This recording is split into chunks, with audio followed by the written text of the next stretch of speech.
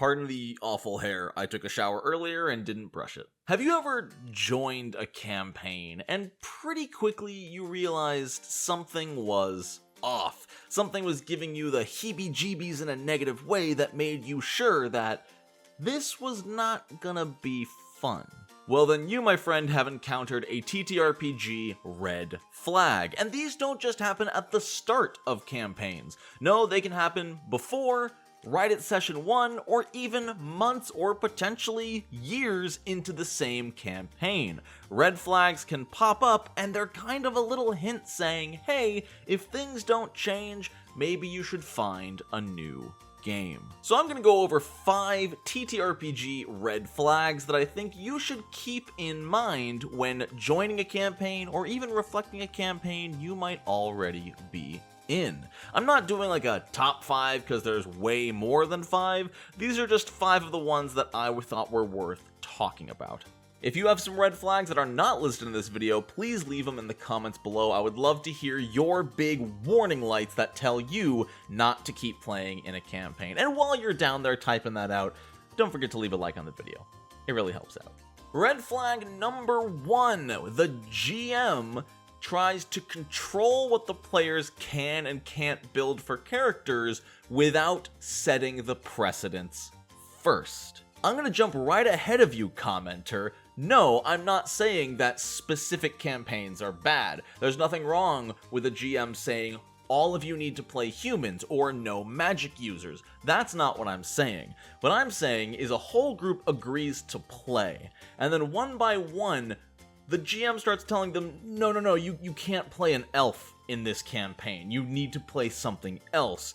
And the group didn't agree on this. It was not a complete table-wide consensus that this is the game they were going to be playing, but they've already agreed to start playing this game. This can obviously come down to communication and hopefully can be easily talked out. But if you are not even starting the campaign yet and the GM is already saying, no, you can't do that, with nothing said ahead of time, that's a red flag. This is a GM that can likely pull things out like this whenever they want to, and it's not even necessarily that they're doing it maliciously. It might make sense in their head when everyone agreed to play, they all agreed to play their low fantasy campaign.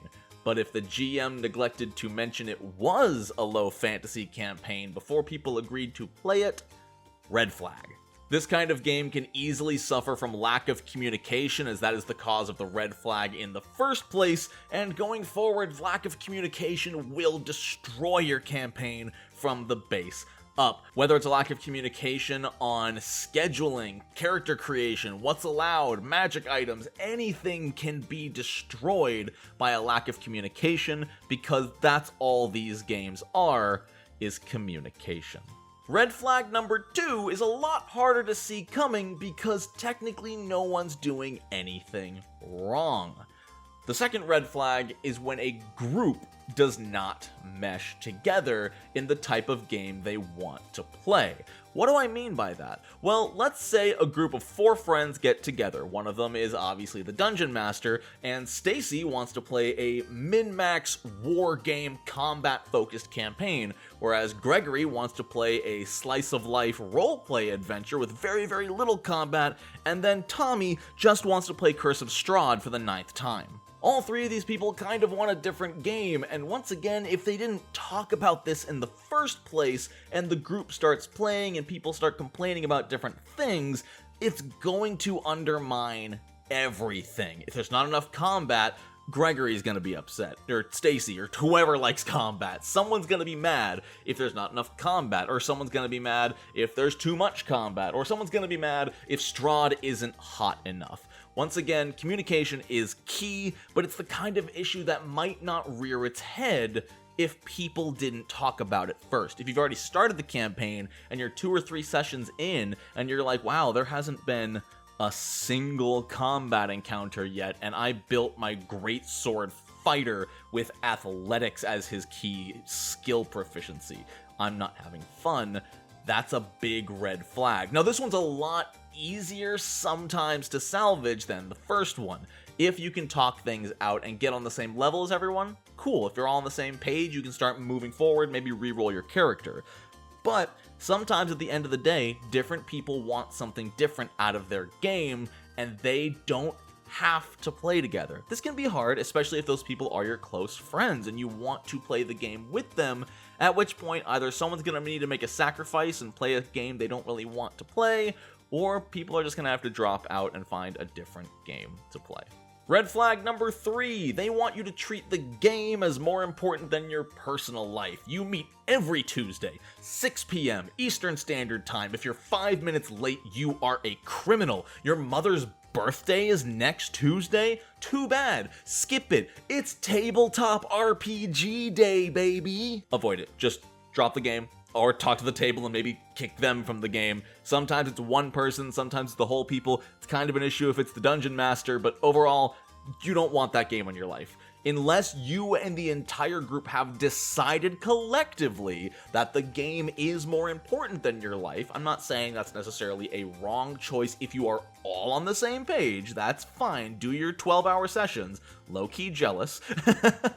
But if you are not that type of person, and they try to attack you for having scheduling conflicts because real life exists, maybe leave that game, follow that red flag, and listen to the warning lights, and jump ship if they're going to keep attacking you for having to do real life stuff and skip a session every now and again.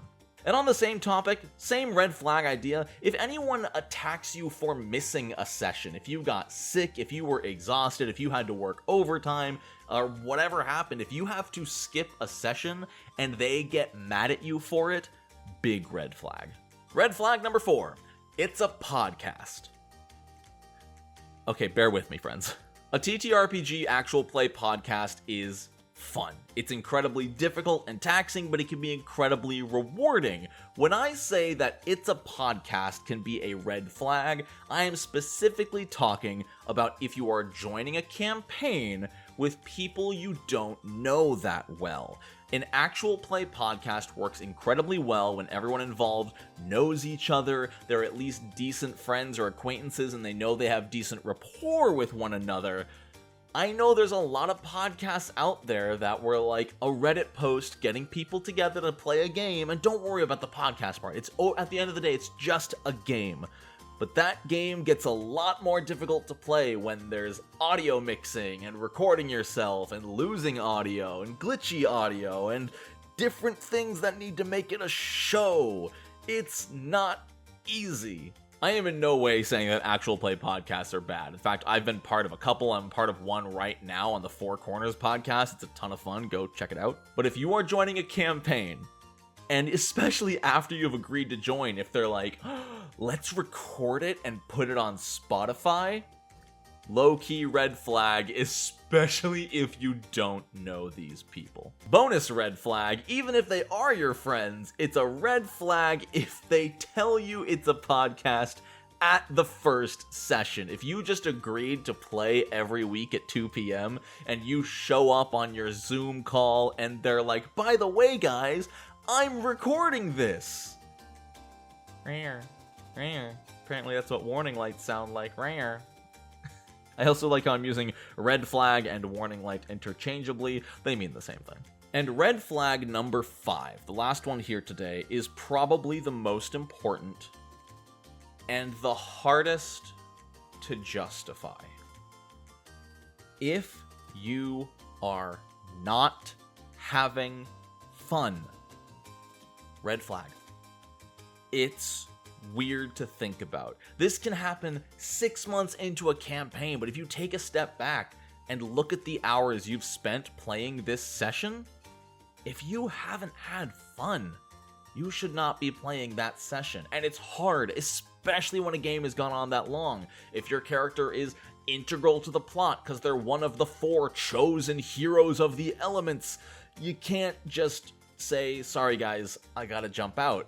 But you should. If you're not having fun and you're just checked out the entire time, you're barely present, your character is basically just there, it's not worth putting yourself through the stress, because I've gone through this. I was in a campaign for about 6 to 8 months. I don't remember the exact duration of time. Maybe it was longer. But basically, I was having a lot of fun for like the first 3 or 4 months, and then some personal stuff just affected me, and I started having some issues. Not even with the GM, not really with the story, just with my experience with that campaign. I would find myself getting frustrated for no reason, and after every session, I would come away stressed, exhausted, and kinda thankful that the session was over, and I didn't like that. But my character had become really important, especially in the current plot. So after a while, I had to do some self-reflection, self-analysis, and I decided that the best thing for me, and ultimately the best thing for the game too, was for me to step aside. Luckily, we got lucky. There was a good place for us to write my character out of the story, but really, I just had to be done with it, and I feel better because of it. I hope they feel better because of it, because I was just sort of a negative force by the end there. I wasn't doing anything good for the campaign. And it's really hard to leave something of such a high commitment as a tabletop campaign, especially for what sounds like such a selfish reason. Oh, I'm not having fun, so I'm gonna leave. And it's hard, because we live in a world where doing something just for yourself is seen as selfish, and by textbook definition, technically yes, it is. But this is also a game, and you should be having fun if you're playing a game. Sure, it might cause some bumps somewhere else if, sometimes one player leaving can shut a whole campaign down. Luckily, theirs didn't when I left. But it's not a crime to think of yourself and your time and your emotions. If a campaign is a negative force on your life, you are not enjoying it, and you are in fact feeling worse because of it, that could be a red flag giving you a hint to step out. And those are my 5 red flags around TTRPG campaigns. I want to hear what you guys think, and more importantly, I want to hear about your red flags. Like I asked before, leave some comments. Let me know about personal experiences with any of these red flags, or some red flags you've had the misfortune of discovering yourself. I want to give a huge shout out to my patrons for supporting me and everything I do. If you're interested, Sinclair's Library just did a big update where we introduced our 5 Nemesis NPCs that'll be coming out in those books with artwork included. Click the link in the description. You won't be disappointed. That's all for me. I hope you all have a wonderful rest of your day. And until next time, no nat ones.